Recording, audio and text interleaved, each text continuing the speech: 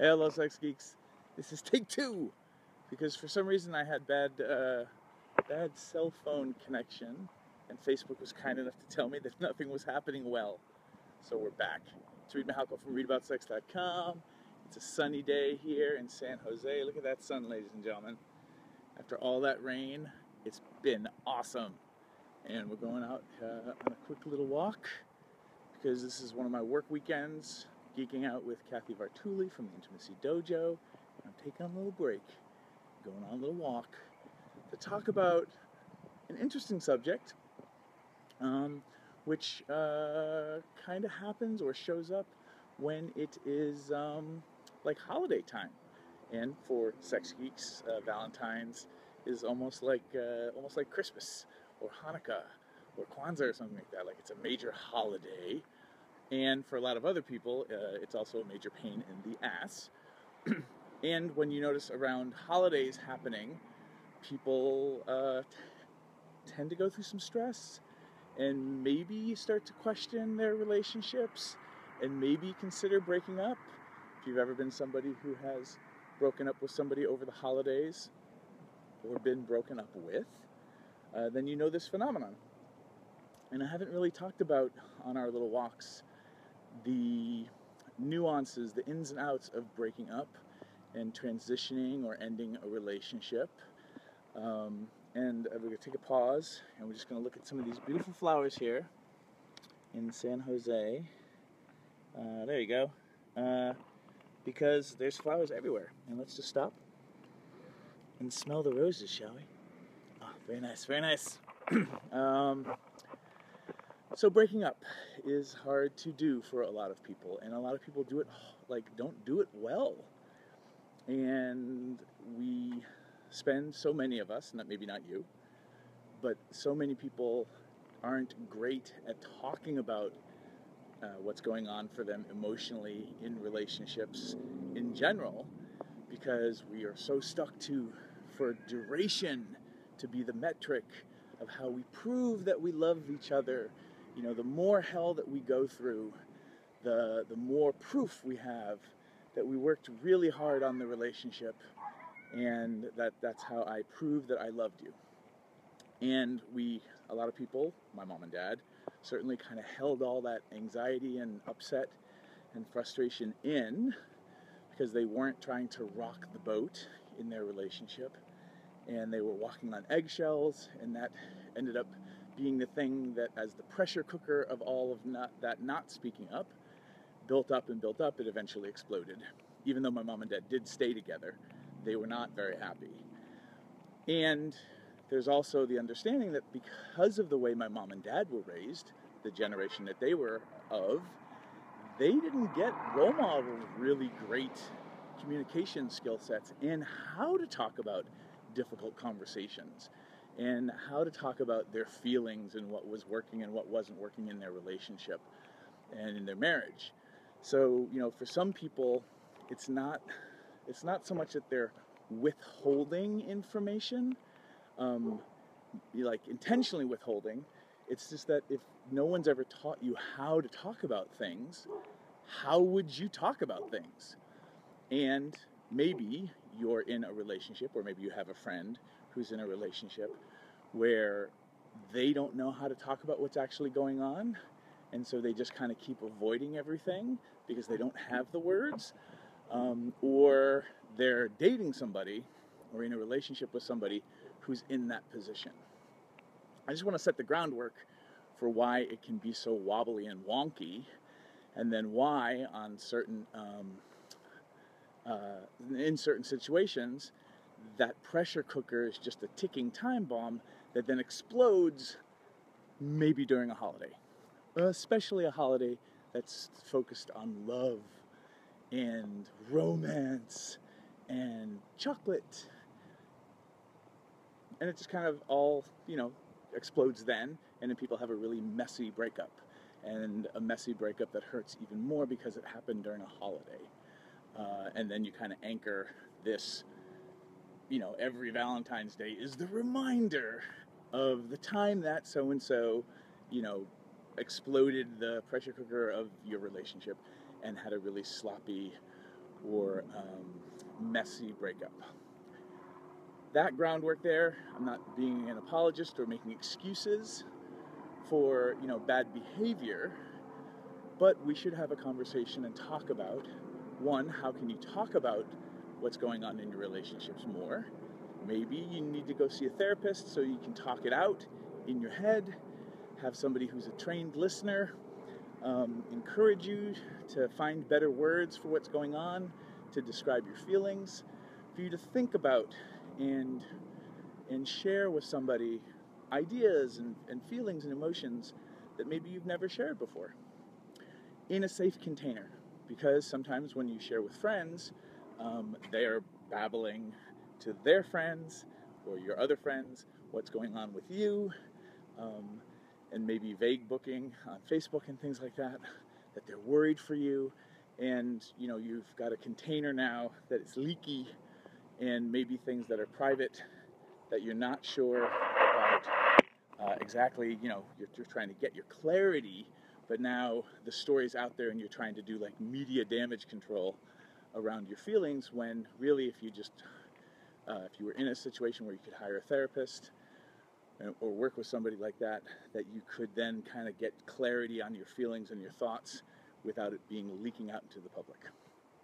Once you start to get clarity on what you're actually feeling, then it's a conversation with probably the people you're having relationships with about what's actually going on for you.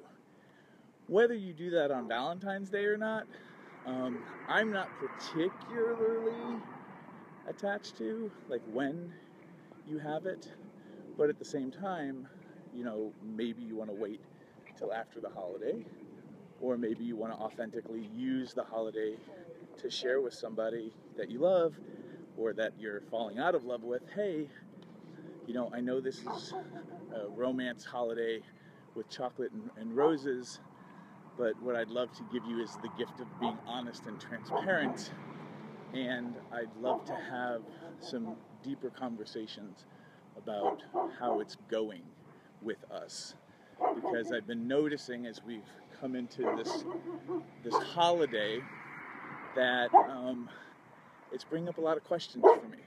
And then we have a puppy. Hey, buddy, how are you? There you go.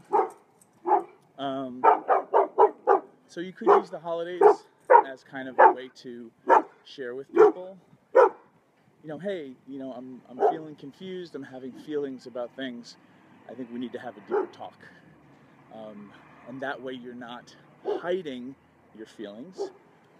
And, it might be appropriate for you or congruent for you to wait until after the holidays.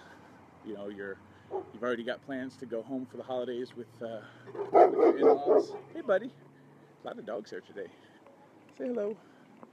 You might have plans already to go home, like over the holidays, to in-laws or things like that, Thanksgiving. Like all those things are bringing up pressure as well. And then you've got relationships anxieties coming up. Maybe you wait till after Thanksgiving to initiate the big conversation. I'm going to leave that up to you and your therapist or whatever to figure out what's congruent for you and what's healthy and safe for you. But thinking about how do I want to have this conversation and when's a good time? There's not always a perfect time, but there can be a mindful time, a time when you're like, oh, okay, I'm going to wait till after Thanksgiving. I'm going to wait till after Christmas or whatever.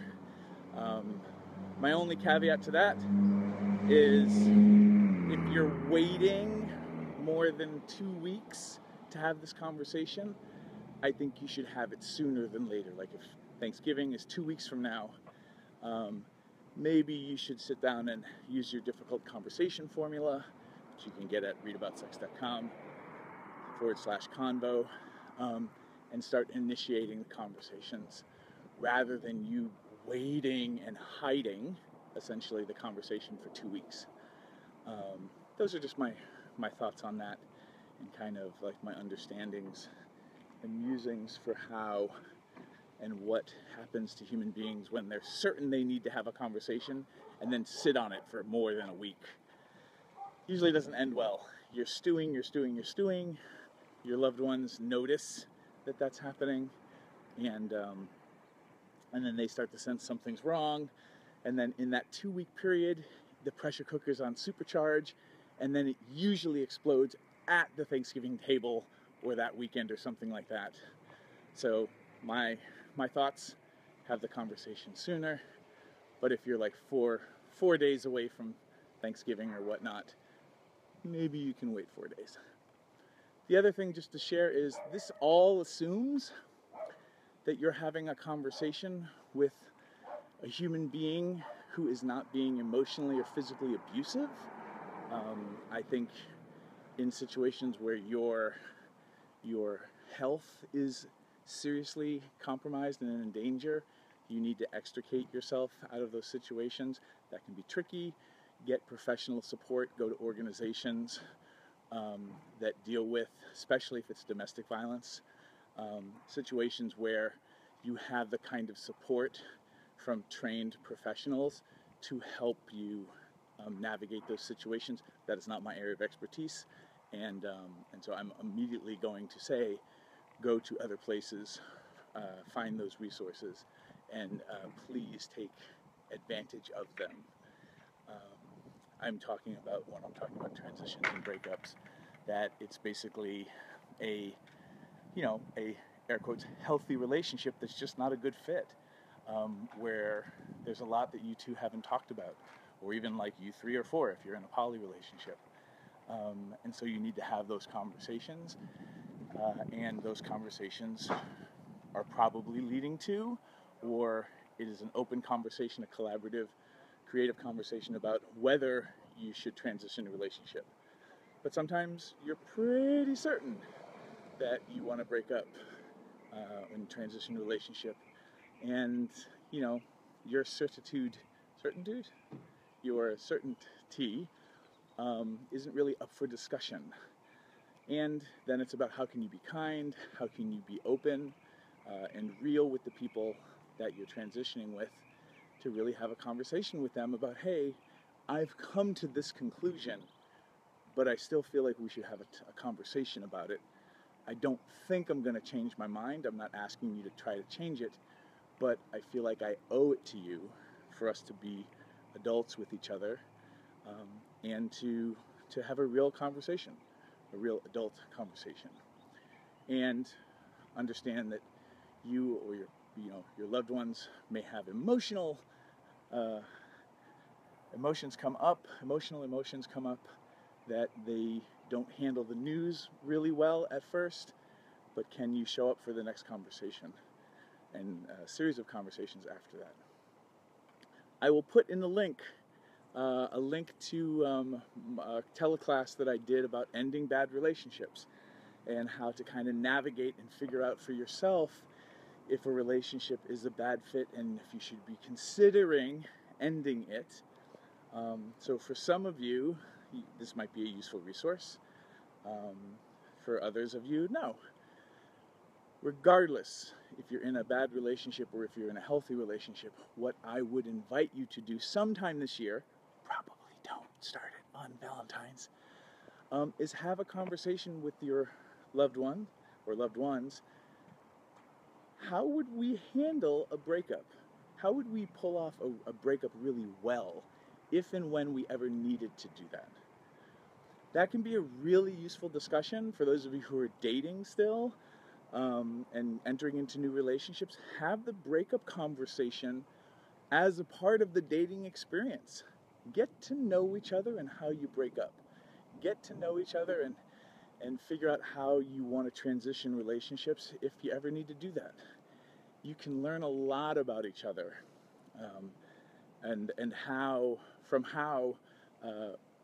and what you would need to do break up in a classy way. So I advocate that people have that conversation no matter what. I don't believe that you're like creating the future or pulling it towards you in that kind of, the secret kind of way. You're not creating a potential breakup by having a conversation about what would that be like, and understand that everybody grieves in different ways. Most people don't handle new information well, especially when you surprise them. So be gentle with yourself around your grieving process. Be as compassionate as you can with those people that you're transitioning with, if you have to, or if you choose to, about their grieving process as well. But take care of yourself and support and cheerlead the people that you're breaking up with, for them to get their needs met and take care of themselves as well. And that can look like a lot of different things, and maybe we'll do another video on that one day. But as we approach Valentine's and all the romance, I thought it was an interesting topic today to talk about. Breaking up, which is often hard to do. Leave your comments. I'll read your comments when I'm inside and it's a little bit darker so I can actually see them. But thanks so much for going on my walks, and I'll see you tomorrow.